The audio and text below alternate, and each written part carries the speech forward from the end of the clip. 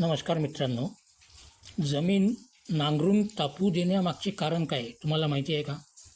आपण भारतात खरीप किंवा रब्बी पीक घेतल्यानंतर उन्हाळा सुरू होण्यापूर्वी जमीन नांगरून तापू देतो. या प्रक्रियेस शास्त्रीय भाषेत सॉईल सोलरायझेशन म्हणतात.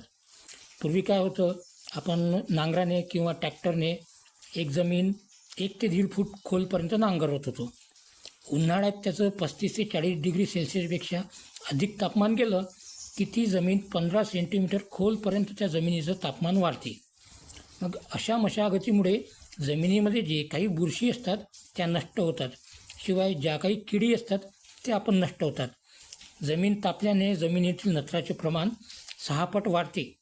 तसेच जमिनीचा जो EC असतो, ज्याला आपण इलेक्ट्रिक कंडक्टिव्हिटी म्हणतो, तो सुद्धा वाढतो.